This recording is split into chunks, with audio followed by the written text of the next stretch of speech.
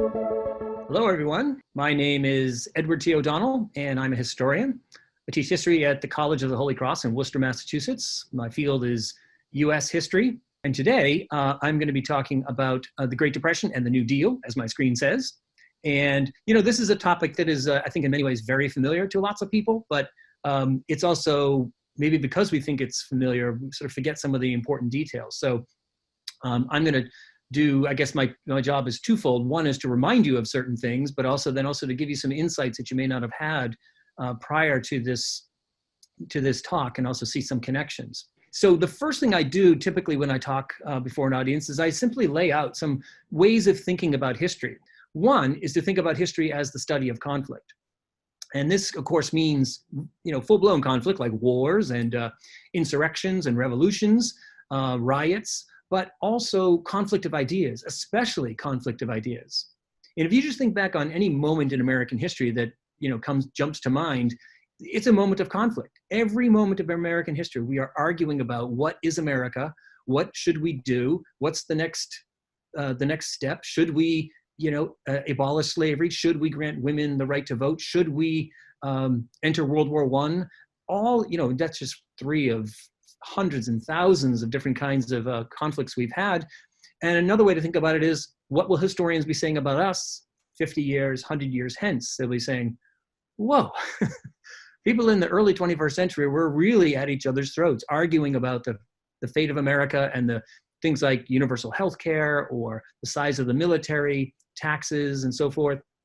So this is nothing new, but it's a way of thinking about history in a slightly different way, perhaps. I think it also makes history more interesting, too. Another thing to think about history is this idea of agency, that history just simply doesn't unfold.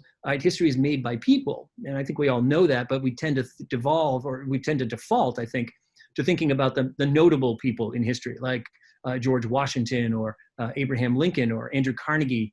And those people are very important, but they're only part of the equation. The other part is the masses of people whose names we will never know. So, for example, I mentioned Abraham Lincoln. Lincoln is the great emancipator, right? He is the man who boldly decides, against tremendous criticism, to issue the Emancipation Proclamation, which begins the process of ending slavery.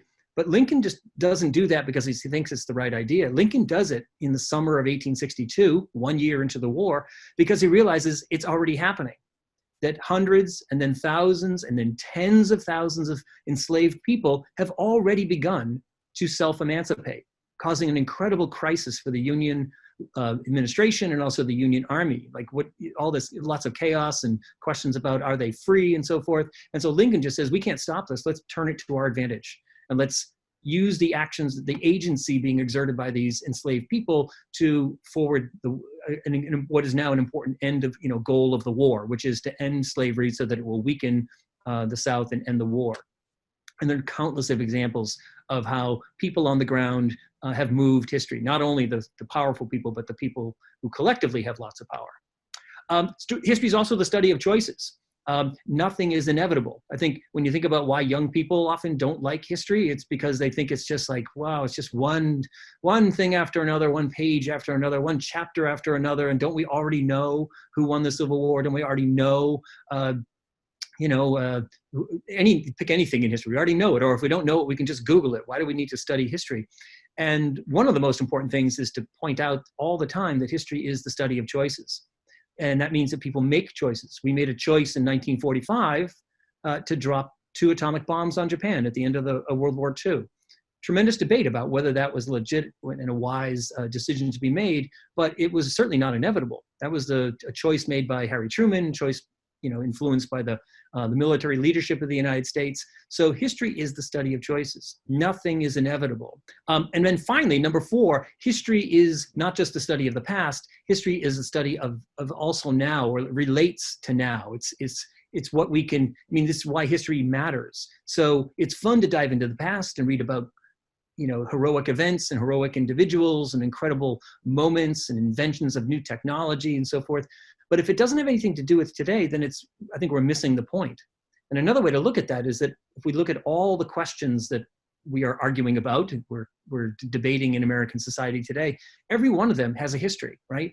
Should we have universal health care? Well, there's a long history to that debate and to the concepts behind it. In fact, we're going to delve into a couple of them in the course of this talk. So, and if we're looking at racial conflict, questions about the police, I mean, the history of policing in America is fraught with conflict, and it goes all the way back to the very beginnings of policing in America. So knowing that history helps us understand where we are today and what's influencing these questions and maybe informs our decisions about those questions. All right, so let's dive in. We're talking about the New Deal today, well, the Great Depression and the New Deal. And like a good teacher, it's always good to kind of lay out what we're going to do. So here is what we're going to do. We're going to talk very briefly about the Roaring Twenties to set up the decade of the Great Depression. Then we're going to look really closely at the moment, at that critical moment in the 1930s, 1932, 1933, so the end of the Hoover administration and the beginning of the FDR administration. And at that point, America is at one of its lowest points ever. And we'll dive into the details of just like what it was like to be in America in that 12, 15-month period. We'll also then start looking at the New Deal itself. We'll define it, and then we will also look at the three main goals. The New Deal can be overwhelming in terms of its details, so we're going to break it down into three different categories to kind of make sense of it. We'll also look at the critics of the New Deal, because the New Deal has this kind of rosy, nostalgic place in American history. People think very fondly of the New Deal, even if they weren't alive at the time. It just seemed like a simpler time and so forth. But it was a decade, like many decades, full of criticism and argument and debate, and also lots of conflict, which is another thing that we will look at. It was not by any means a placid decade, and Americans did not accept the New Deal. At least all Americans did not accept the idea of a New Deal. And then at the end, we'll take a look and see what did the New Deal actually accomplish, and what what's its place in American history. Okay, so let's take a look at what happened before the Great Depression. Was the higher you go, the bigger the fall. That's essentially what it is in terms of economic terms. The 1920s is a boom decade. It's a decade also filled with all kinds of imagery of speakeasies, of jazz, of flappers, women taking on literally new ways of dressing and carrying themselves in public, but also experiencing more freedom to vote, but also freedom to date, to be less under the power of men in their lives. It's also a period of, the most booming economy in many ways in American history. And I think probably one way to symbolize that is the Model T Ford, which you can see there on the screen, the assembly line, and we're just churning out, material goods at a record pace in the 1920s. And you can see, I'll try not to bury you in statistics and graphs here, but if you just follow that line, that is a soaring GDP line, right? From the early 20s, there was a bit of a recession in the early 20s, and then it roars to unprecedented heights by 1929. And so that's why it's called the Roaring 20s, because it's unprecedented in terms of economic output. Now, that output wasn't equal. There's all kinds of granular things to look at there, but overall, it's a boom decade, to be sure, until it wasn't. The crash of 1929 begins in the fall. It plays out over many weeks. It's uncertain if it's a correction or a crash. But you can see from the scenes here, the word panic in the Brooklyn Daily Eagle title or headline, and then also just hundreds of people on Wall Street gathered outside the New York Stock Exchange just trying to figure out what's going on.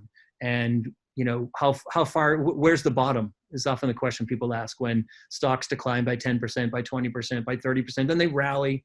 Like I said, this played out over a number of weeks, but in the end, it was a near complete collapse of the US economy. How much so? Well, let's look at some stats that will really kind of tell the story. So if you just look at the top and the bottom number there, 103, let's call it $104 billion in GDP, which is our base measure for economic growth, the collective amount that is produced by the economy. It's $104 billion in 1929, and it's $56 billion. So a reduction by almost half in a 4-year period. That is, whenever we've had, recessions and serious downturns in the last 30, 40, 50 years, they've all been in single digits in terms of GDP reduction. This is, nearly halving the economy. another important statistic that tells the personal story of this economic collapse, which is unemployment. We basically have full employment in 1929, 3.2%.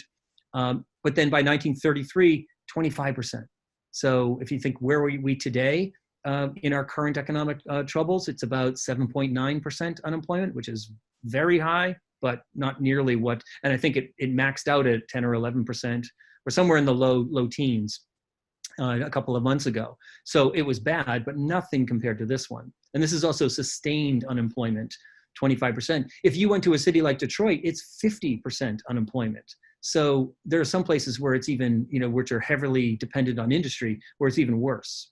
And I'll just give you a couple of specifics about this, right? So industrial production declines by 50%. We've never seen anything quite like that in American history. Certainly anybody alive watching this presentation today has never experienced anything like that. Production of automobiles fell by 2/3.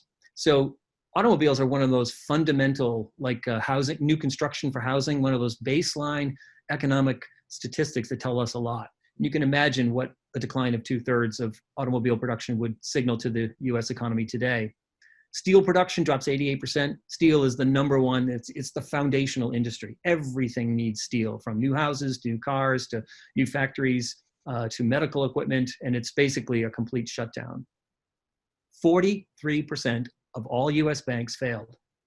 Now just hold on to that thought for a moment. That is a financial cataclysm, to be sure, but we don't have any of the things that we would assume would help us out today, right? There's no FDIC insurance. That's about to be invented in a couple of years, but it doesn't exist. All deposits are gone, wiped out completely.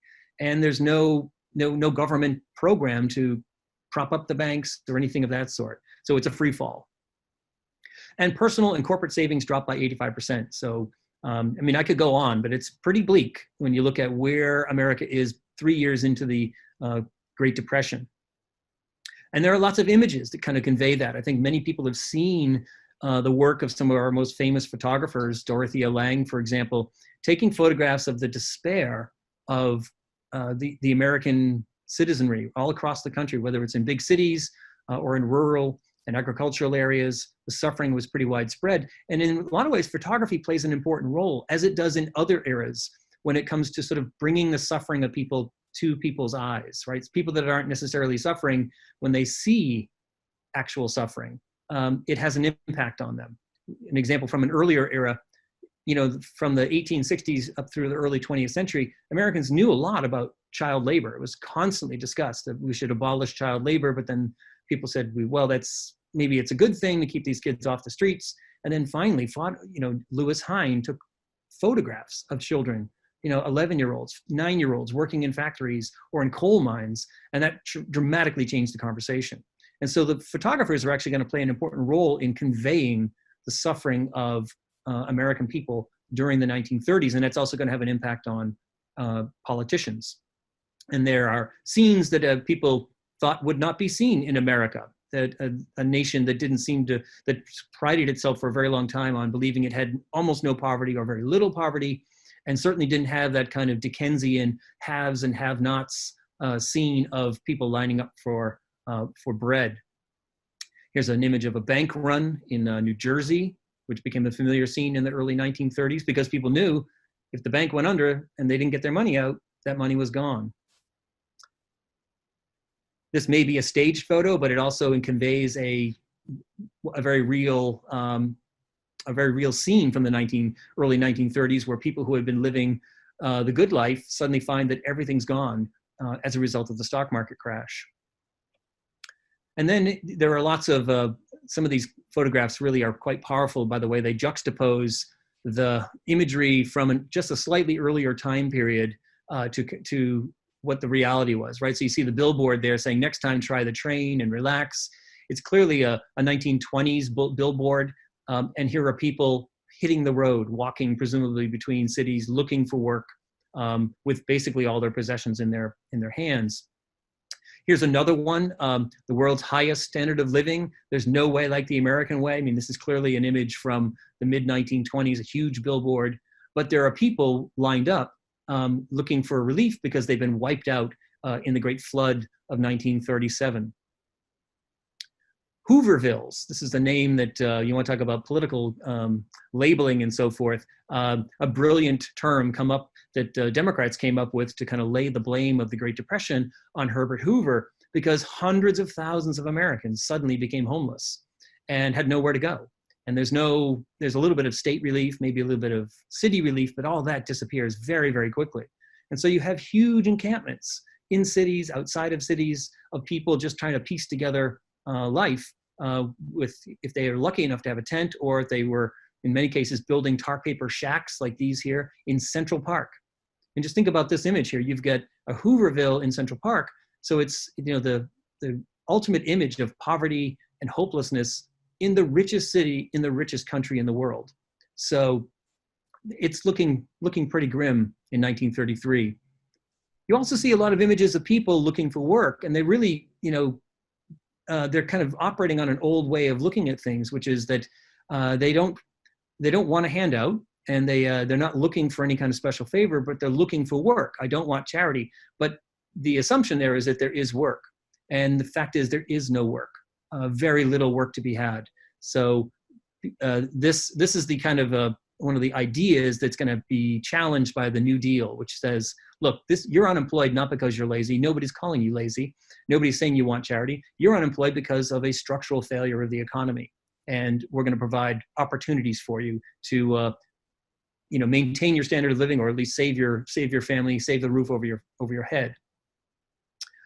And then the final image, this is arguably the most famous image ever taken, most famous photograph ever taken in all of history. Now, that would open up a great argument among photography historians and so forth, but for an image that has captured people's imaginations ever since it was taken in 1937, a migrant mother in California with their children, there are 3 children pictured in this image, looking about as desperate as anybody possibly could.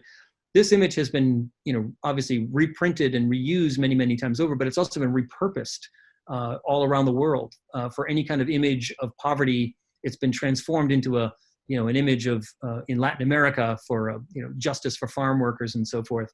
There's a long, long history behind it. And there's also a fascinating history of the family that is depicted in this image. All right, so it's looking pretty bleak. I think we've established that. So 2 big questions emerge by the early 1930s. One is a question that many Americans would find shocking. Has capitalism failed? And people ask this question out loud. In perhaps the most capitalist nation, the nation that has benefited the most from a robust capitalist economy, people wondered whether capitalism had failed. And the reason they wondered was because you had people starving in parts of the United States, literally on the verge of starvation. And then in other parts of the United States, you had people doing what you see in the image here, which is our dairy farmers pouring out millions of gallons of milk because the price has collapsed. Prices for everything, this is a deflationary spiral that happens in this period. So prices of everything plummet. So the farmers, it makes more economic sense to destroy their product than to send it to market, because it'll cost them more to send it to market. They won't recoup that in the sale. Millions of pigs, millions of farm livestock are also destroyed in this time period. So people starving and destruction of food. It seems to like something has gone fundamentally wrong. And then a second question is that what do we do, right? And everybody agrees on some level that something must be done. I shouldn't say everybody, but a lot of people do. But the question is what to do, because it's not only mass suffering across the country, but also rising social unrest. There are riots, there are protests. This is a more famous one outside of the Ford plant, where workers went on a hunger march because they were unemployed and on the verge of starvation. And local police opened fire and killed 4 of these marchers. So there's a fear that we are sort of descending into maybe a period of unprecedented social chaos. What do we do? Well, there's lots of ideas. One idea, and the idea put forth by the President of the United States, Herbert Hoover, was very traditional. Hoover just said, look, we're going to do what we've always done. We've had plenty of these Great Depressions before, or depressions. And what we do is we just ride it out. So here he is saying, economic depression cannot be cured by legislative action or executive pronouncement. Economic wounds must be healed by the action of the cells of the economic body, the producers and consumers themselves. Saying this depression is only going to be solved by people working and spending and creating, and eventually we will get out of it. So it's very traditional, hands-off, laissez-faire policy. But of course, 3 years in to the Hoover administration, even though Hoover did in fact do some unprecedented things, he created lots of ways for banks to access credit and so forth, it was not nearly enough to stave off the Great Depression. And so you can see the Democrats outside the window, making a big deal out of the fact that Hoover has a collapsing economy and doesn't seem to have any answers for it. And Hoover's trying to quiet down all the criticism and quiet down all the problems that his administration is facing. But it was a pretty tall order when you think about the approach of Hoover. Hoover, in so many ways, does more than any president in American history faced with an economic depression, but it pales in comparison to what is ultimately done by his successor. So in the election of 1932, Franklin Delano Roosevelt, governor of New York State, is elected. Hoover loses in one of the great landslides of American history. You can see he only wins a few states in the Northeast. And look in the famous New Yorker cartoon cover there, because Hoover, even when he was having a good time, was a fairly placid, almost dour kind of a man, very reserved, I guess is the term to use. And FDR is very much the opposite. He's very smiley. He's very much the extrovert, and that famous New Yorker cartoon cover characterizes that significant difference, that it's not just a change in administration, it's a change in attitude as well. So Hoover's out, FDR is in, and the question is, now what? What is this actually going to lead to? Because the same question is at hand. Is capitalism going under, and are we on the verge of great social and political unrest? So there's competing ideas, competing ideologies about what should be done. And we've already heard from one of them, which is Hoover, expressing what we would call a laissez-faire idea. And the laissez-faire approach to economic downturns is treat it like bad weather, treat it like the flu, right? You just need to ride it out, and eventually good times will return. And so the dates there, you can see that there were 3 Great Depressions in the 19th century, in the 1830s, 1870s, and 1890s, and the federal government did exactly that. Nothing, right? Because it was understood to be the only correct approach. The idea was that the free market would correct itself over time. It would sort of overcome the fever, overcome the blizzard, whatever metaphor works for you. And that now believe me, in the 19th century, each time we went into a Great Depression, Americans clamored for relief. They clamored for moratoriums on evictions. They clamored for jobs programs and a wide range of other things. And each time those things were rebuffed as bad ideas, because they said government intervention will only make the problem worse. And this was basically gospel among economists and among politicians until the 1930s. By the 1930s, starting in the late 19th century, but coming in full flourish in the 1930s, is something we call progressivism. Now, progressivism is misdefined all the time today in public discourse. So let's take a moment to talk about what progressivism actually is, so that we can understand how it compares to laissez-faire and how they've worked in tandem, or at least in competition with each other for much of American history. So in the 1930s, one of the great advocates of a progressive economic approach is an economist named John Maynard Keynes. And he is going to argue that in economic depressions, governments must spend money to boost the economy and to sort of push the economy out of recessions and depressions. And yes, this will produce deficits, but they are a necessary evil. And they'll go away because when the economy begins to flourish again, then tax revenues will rise. And theoretically, that gives you the opportunity to pay down any kind of large deficit. So that's the idea, that when, that it's almost like a gas pedal and brake, right? So that when the economy is plummeting, you can step on the gas by government spending. Now's the time to build highways. Now's the time to create jobs programs. And as soon as it begins to come out of that trough, you take your foot off the gas. And if it gets overheated, you want to tap the brakes a little bit by keeping inflation in check and so forth. So this is one of the underpinnings of a progressivist economic policy, and it's ultimately the one that FDR is going to embrace. Let's also step back and think about the political culture definitions of these two, or the elements of these two competing philosophies. Now, we're not going to bury you in political philosophy here. I'm going to try to break it down in the simplest possible terms. So traditional laissez-faire Republican ideology, the ideas of what we were when we created our country back in the late 18th century, the traditional notion of the state or the government was that power is the great threat to liberty. That's what Jefferson, Madison, Hamilton a little bit less, but most of the founders feared powerful government because they had a strong memory of George III and the King of England, being overbearing to them. So power is the great threat to liberty. That was a cardinal principle, and that therefore the government must be kept weak. We must have a sort of a multi-dimensional, three-part federal government, and then we have to have powerful state governments and government checks and balances and so forth to make sure that we don't have any kind of tyrannical, overbearing government evolve. Well, that's in the late 18th, early 19th century, and it really kind of guides our political principles until the late 19th century. And in the late 19th century, this progressivist idea of Republican government begins to take hold. And basically, notice the first principle is still the same. Both laissez-faire traditionalists and progressivists believe that power is the great threat to liberty.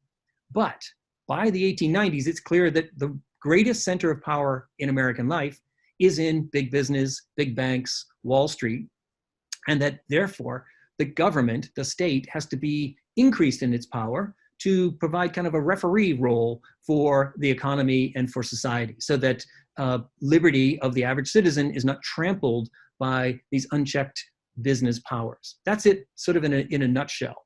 And that begins in the late 19th, early 20th century, but that takes full form in the 1930s. And there are two key ideas about this competition. One, or about progressivism. One is that it emphasizes the common good. That yes, individualism is important, and we are an individualist society, but we're not exclusively an individualist society. We have always, beginning with the founders, believed in the common good. And you see one great example of it there in the image, right?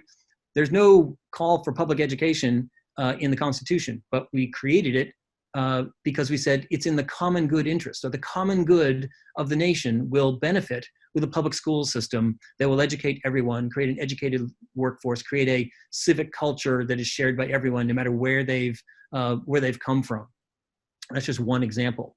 And then the other key part is that the way that the common good will be emphasized is through, at least in the economy, through government regulation. The government will intervene to make sure that, say, a business doesn't pollute too much, or that a business doesn't make its workers work 110 hours a week, or that the business doesn't sell tainted products, basic kinds of things.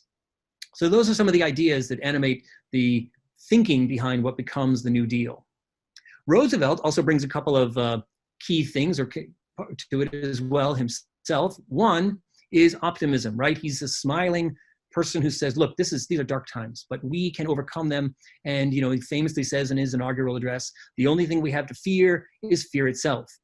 And he also says, we can't simply go by the old playbook. We need to try new things. And what we need is bold experimentation. He basically says in that quotation, we have to try things. And if they don't work, we ditch them and we try other things. But we can't just, as Hoover says, sit back and wait for the fever to pass, because millions of people are on the verge of starvation and ruin and homelessness. So we have to try something, or as he says at the end there, but above all, try something. And one of the things that's going to come out of FDR's New Deal, jumping ahead a little bit, but sort of pointing a key point here, which is that true individual freedom cannot exist without economic security and independence.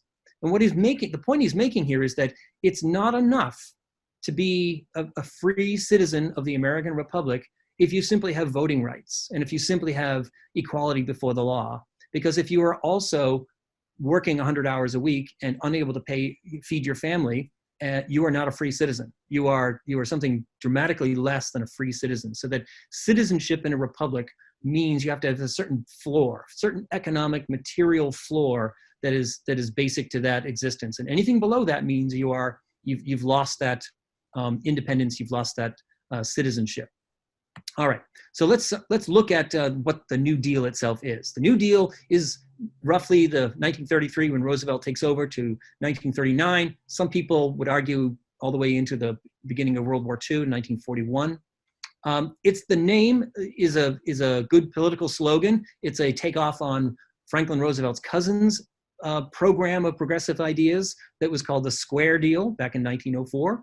So he's tapping into his family lineage, but also into a very popular president in Theodore Roosevelt. And then broadly speaking, the term just simply applied to the whole package of programs and ideas that were put forth by FDR as a way to end the Great Depression, but also to change the country permanently. So that's an important thing that we'll get to in a moment. And so another way to think about the New Deal is the complete rejection of laissez-faire as a governing principle. And so this is a perfect cartoon to embody that. FDR taking out the trash, and in that trash, you can see Herbert Hoover walking off the stage there, looking fairly dejected. He's taking out the trash, and all the articles in that bin are labeled things like car in every garage, which was a Hoover expression, rugged individualism, prosperity is around the corner, GOP policies, all that laissez-faireism is just going to be put by the curb because something new is coming along. So the New Deal can be absolutely overwhelming in terms of, all the different programs and all the different, 3 and 4 letter combinations. So we're going to break it down into 3 different categories. One is relief, the other is recovery, and the other is reform. So relief means we're going to help people immediately. People are in trouble. Number 2, recovery means we're going to get the economy going again. And then number 3 is reform, meaning this country's going to be different from what it once was. We're going to make structural reforms that will change the nature of American society. So let's look at relief. Now, I promise not to bury you in too many of these letter combinations, but basically the cornerstone of relief is employment. Put people back to work. And we're going to do that through, all those abbreviations. Well, I won't give you them all, right? You can look them all up, but I'll just give you a couple of examples. The CCC, Civilian Conservation Corps, employed 2 million people, mostly young people. The Public Works Administration, this is why it gets confusing, right? You got the WPA and you also have the PWA, right? Billions spent on thousands of projects across the country. I went to a high school that was a PWA high school. I went to, every time I went to the post office when I was growing up, it was a WPA built post office. I'm sure that was true of many of you. The Civil Works Administration, 4 million people building roads and schools.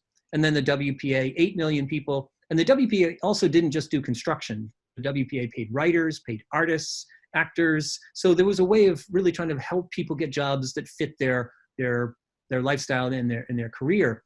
And here's a good example of that, of both the program, the CCC, but also the art program through the WPA. Lots of great imagery and artwork produced by these WPA artists, and also some great works of literature and great, works of history were produced in the 1930s that still are an important source for understanding that era.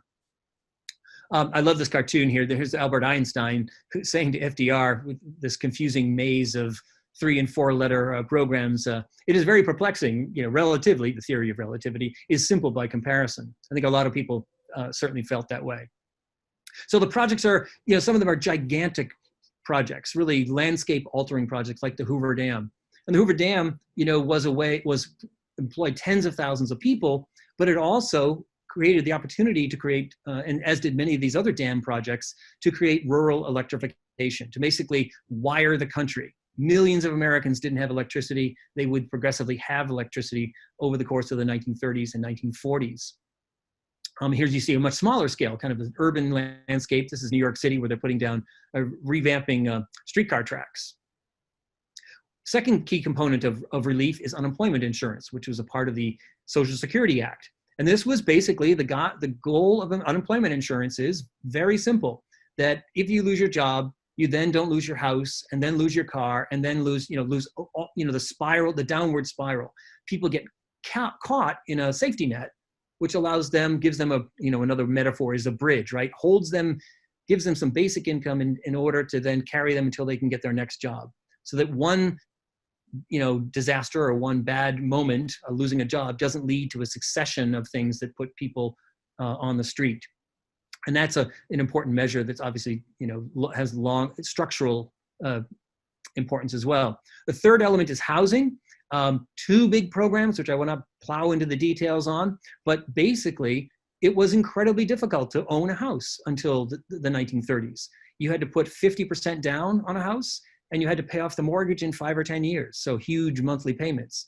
And the federal government stepped in, to make a long story short, and said to banks, we're going to back loans. We want you to create 20 and 30-year loans at very low interest rates and lend them to people you normally wouldn't have lent to.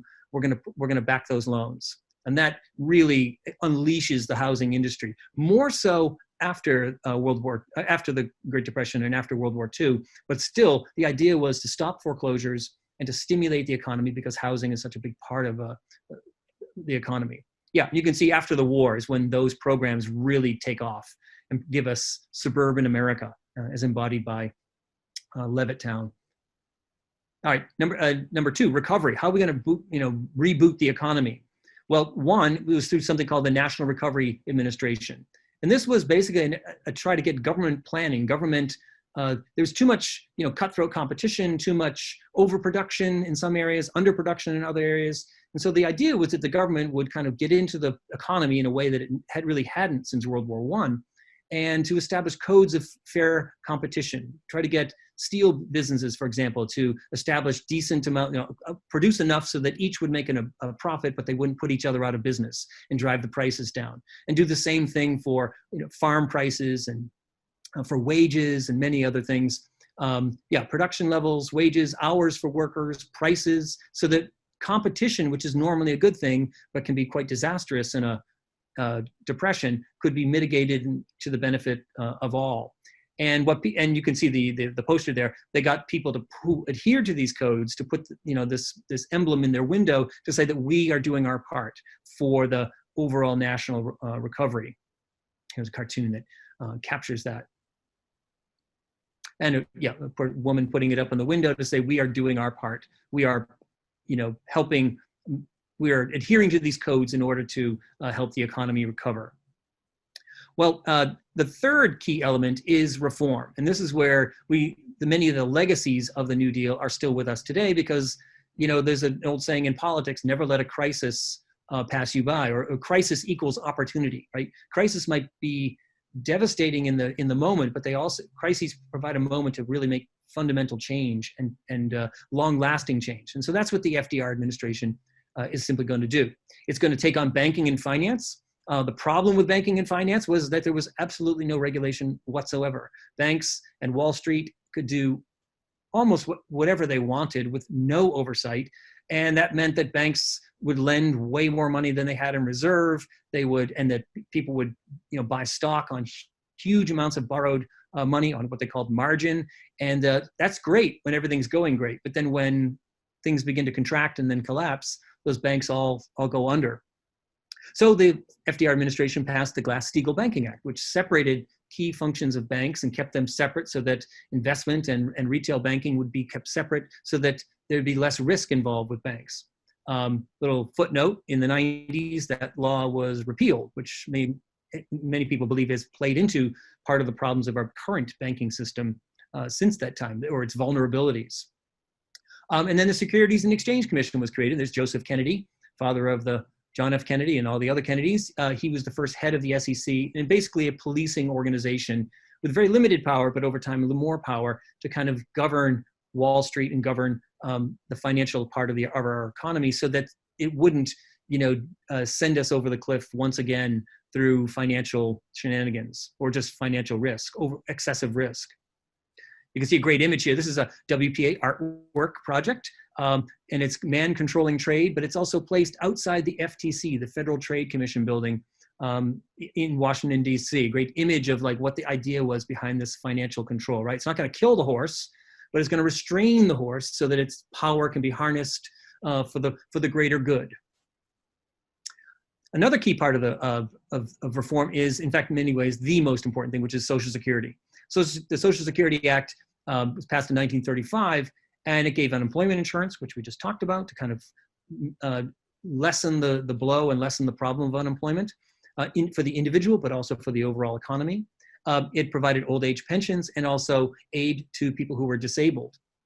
And the key thing about the one of the sort of cardinal insights into the Social Security Act is that people say, well, we're not going to give it to rich people. Why would we let rich people get a monthly check when they retire, or people over a certain income level? And the FDR administration realized that they could go that way and save a little money, but they also realized that if they made it universal, then it would have much, much greater political appeal. And that has been true of many programs like Medicare and Medicaid, or that any program that touches everybody tends to be harder. People want it, and it's going to have a longer life. It's going to be less subject to meddling in the future or repeal in the future. Great image here of FDR, saying, and basically what he was saying was, the administration was saying was that old people in America face, fear of getting old. Even when it's not a Great Depression, because they become a burden on their children. They have no savings in most cases. And so then, what kind of life is that over a certain, let's say over the age of 60? Well, the idea here is dignity in old age, and also being not a burden to your children. You should save money. It's not going to necessarily provide a decent living for you, but it's going to provide a floor or a foundation upon which you can have a decent retirement. A third key element of reform was the National Labor Relations Act, also called the Wagner Act. And this basically a package of laws that said businesses can no longer spy on unions, can no longer fire people for joining unions, can no longer refuse to negotiate with unions. Unions have legitimate standing in our society. They are legitimate legal organizations. Employers have to engage in collective bargaining. They have to recognize unions. They can't go out and endeavor to destroy unions. And this is a major landmark moment because all of that stuff had been happening for decades prior to 1935. And not surprisingly, it leads to a huge impact on organized labor. Organized labor jumps from 3 million people in unions to 15 million people in unions. And a large percentage of them are now industrial workers, people who had been kind of ignored by the AFL, the American Federation of Labor, and brought into the fold by a more broad-based union called the Congress of Industrial Organizations. And so this is going to mean that they have collective bargaining power, but they also have political power. And unions are going to become an important part of the Democratic coalition ever thereafter. So let's take a moment now to look at the New Deal as an era of conflict. And I realize I'm having so much fun here. I might be running up against time, but let's just take a look at this in quick succession in order to see that all these things that happen, they don't just simply unfold in laws passing, right? This is all done through struggle and conflict and a lot of pushback. In the backdrop are tremendous strikes, including strikes that involve lots of violence and paralyzing an entire city. San Francisco was shut down in 1934. 2 workers were killed by police. The Little Steel Strike, the Little Steel Strike in 1937, and then the Memorial Day Massacre also in 1937. Police, opening fire on peaceful protesters, and this is all captured on not only by camera but also on film. So there's a lot, and I'm just hitting a couple of examples here. A lot of strikes, a lot of social turmoil. The New Deal also faces a lot of criticism, both from the left and from the right. On the left, socialists and communists, who were quite active in the 1930s, there weren't that many of them, but they were incredibly influential in the way that, in their influence on the labor movement and on the demands of everyday people for assistance from the government.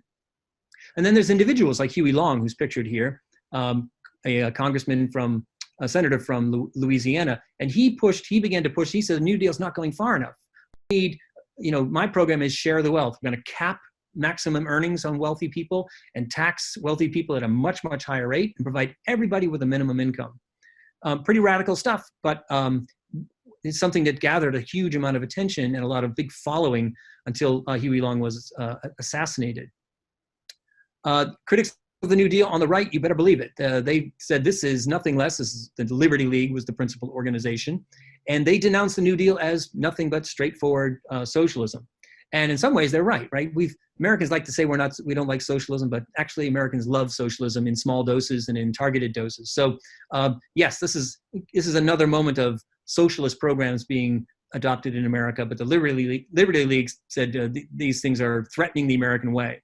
They pointed to the national debt, which went to what at the time was a staggering number of $34 billion by 1936. They didn't like the increased business regulation, all those codes and things that the administration was imposing. And they also didn't like the idea that business had to recognize labor unions and to bargain with them. And they really form a hard criticism of FDR on the right. And he also didn't like his use of executive power when things like the courts got in the way. Speaking of the courts, the Supreme Court was incredibly conservative in the 1930s, and they struck down a number of FDR's programs. The AAA program, which we didn't talk about, which was a big program to boost farm prices, the Agricultural Adjustment Act, they struck that down as unconstitutional. And then they also struck down the National Industrial Recovery Act as unconstitutional. Now, these are two of the most important New Deal programs. And so FDR was really nervous about this, the court basically undoing everything, one law at a time. And so he proposed to expand the size of the court, which many of you know, the famous court packing controversy. Talk about something that's relevant to today, right? It's literally in the newspaper today and it's on social media, discussions about whether the Biden administration, if there is such a thing, will consider expanding the number of seats on the Supreme Court to offset the conservative majority. Well, FDR does this, but it sparks incredible controversy. And so he was riding kind of a wave of popularity that is greatly diminished by this move that people saw as just simply going too far, reaching too far, meddling in what should be an independent branch of the government. And you can see according to this cartoon, that Roosevelt's popularity diminishes in 1937, which by any measure it seems to have done, simply because people thought that FDR may have been going too far. But what's interesting is people don't realize how harsh criticism was. And that in an era when there are, in fact, fascist dictators and people like Hitler and Mussolini on the rise, that FDR, friendly, smiling FDR, that's how we think of him, is compared in mainstream newspapers to Hitler, to dictators, to fascism, in an era when those were very real things. So FDR did not simply just wave his magic pen and sign these laws and transform America. It was a political fight from the beginning. And right to the very end. Yeah, here's a couple of FDR era buttons. All of these are anti-FDR buttons. Dictator, Third International, Third Right, Third Term. Comparing his administration to the Third Reich.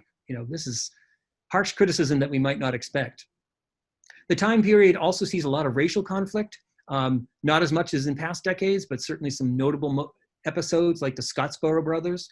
These are 9 young African-American men who were accused of rape and immediately tried and convicted and sentenced to death. And only through the intervention of civil liberties and civil rights organizations were these young men spared and eventually freed when the evidence came forth that the charges against them were unsubstantiated. Another kind of racial conflict, Marian Anderson, the great famous singer in the 1930s, was scheduled to sing at Constitution Hall in Washington, D.C. But that was controlled by the United Daughters of the Revolution, or the Daughters of the American Revolution, a very conservative organization. And they said, we will not allow a Black woman to sing there. And so Eleanor Roosevelt intervened and said, I have power, I have pull. Let's do it at the Lincoln Memorial on Easter Sunday. And we'll get all the networks there to cover it. And that's exactly what happened.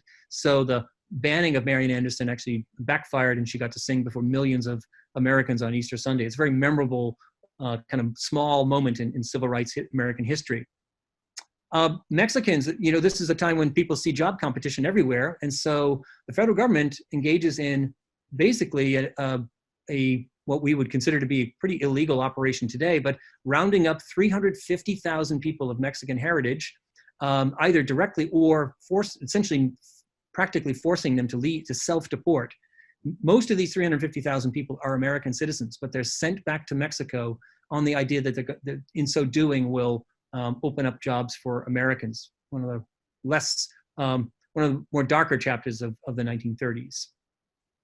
We also have a booming Nazi movement in the United States, one that just makes one cringe when we realize what we saw in Charlottesville is actually just the latest version of something that has a long history. Madison Square Garden was packed to the rafters for a big Nazi rally in 1939.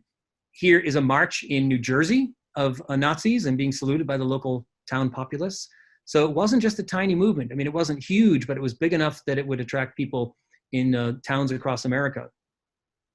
We also have straight out and out fascists. Father Coughlin was a famous radio priest, Catholic priest from Michigan, And in his early years, he was, he would just give talks on morality and doing right by your neighbor, but he increasingly became anti-New Deal and increasingly pro-fascist and anti-Semitic. Now, looking at the New Deal from history, let's take the long view. One is, why did FDR succeed in enacting such a huge, sweeping agenda? I mean, one thing is he got elected 4 times, so he was in office for a long time. But the other was he brought a certain level of personality. That matters in politics. Very positive, very upbeat, very reassuring. He used the fireside chats and the radio to kind of talk to him directly to Americans. He also formed an important coalition, a new democratic coalition of workers, of African Americans. This is when Black Americans switched dramatically from the Republican Party to the Democratic Party. Ethnics, meaning people who are immigrants, but also the children of immigrants, and also urban Americans. That's going to be the New Deal coalition for the next 40, 45 years. Now, people criticize the New Deal, right? One is that it has many shortcomings. It discriminated against women, the employment programs. Explicitly, they were for men. It left African Americans out and did very little to challenge Jim Crow policies. When the New Deal programs, jobs programs were rolled out in the South, African Americans got only a very, very small number of those jobs, for example. Many people on the left criticized the New Deal for being too easy on big business, right? Not cracking down enough, not requiring enough of big business in order to accept the assistance. And then some also argued that it was too conservative, that it didn't go far enough. For example, we got Social Security in the 1930s, but on the table was national health insurance. And that was eventually taken off the table because of political opposition. And many argue that that was a missed opportunity. The other criticism is that it did not end the Depression, which we'll talk about in a moment. But if you look at it here, the New Deal does some pretty astonishing things. One is it establishes those foundations of American life today, like Social Security, unemployment insurance, regulation of Wall Street, and so forth, things that American life would be very, very different without. But also, if you just look at the immediate effects, this is the unemployment rate. It provided employment and tremendous sources of income to average Americans. Millions of Americans were able to put food on the table because of these programs. So it doesn't end the Great Depression, but you can see that it really puts a big dent in it. And notice the bump in 1937. That's when FDR faced a lot of criticism, political opposition, and cut back on New Deal programs. And what happened? Unemployment spiked again. And then it slowly went down. And then, of course, World War II makes it go away almost completely. GDP, the same thing. GDP is in the tank by 1933 and steadily rises through the 1930s. So it doesn't end the Great Depression, but it greatly mitigates and diminishes the effects of the Great Depression. It can't end the Great Depression because it's a global economic turndown. So FDR's administration arguably deserves a lot of credit for solving immediate problems, mitigating and diminishing the suffering of people, but then also putting in place programs that radically change America in a way that provides greater opportunity for larger numbers of people. What ends the Great Depression in sort of shock terms is World War II. And that's how we kind of catapult ourselves out. But we were on a trajectory to end, to leave the Great Depression before World War II rolled around, before we entered World War II. But we throw ourselves in economically in World War II, spend zillions of dollars, and that really creates a full employment economy that keeps on churning after the World War II. So the key successes: relief from suffering, we just mentioned that. It restored dignity to people, right, who were unused to unemployment and having to seek assistance. It said, it's not your fault. We're just simply going to, we're all in this together, and provide unemployment insurance and other forms of help that people could access without feeling as though they were, taking a handout. And most importantly, it changed the public perception about the role of government. It was the end of laissez-faire. Now, we still have advocates of laissez-faire, but there are limits to what people are calling for. I mean, some people are calling for, the end of the dismantling of the government, but most people are not. Most people are talking about limiting the power of government. And it also firmly established that the government has the capacity and the obligation to help citizens with basic needs. And we can argue about what those basic needs are, but that principle has been pretty firmly established. And it's kind of embodied in this, Roosevelt rolled out, the 4 freedoms. And the one freedom that connects to this is that freedom from want, that we should have a material floor or foundation of our citizenship. Otherwise, we are not free. And so the real impact of the New Deal is going to be felt in the years after World War II, when from 1945 into the 1970s, we have our greatest period of economic growth in our nation's history. It's also the time when opportunity was most widespread and when inequality was at its lowest point. So that's really, in many ways, the long legacy of the New Deal. And in many ways, we're still riding the wave of the New Deal and its impact on American society. Well, I could talk all day, but I think I'm going to end it there. I greatly appreciate it, had lots of fun, and I hope you'll join us next time for another fun event of lifelong learning.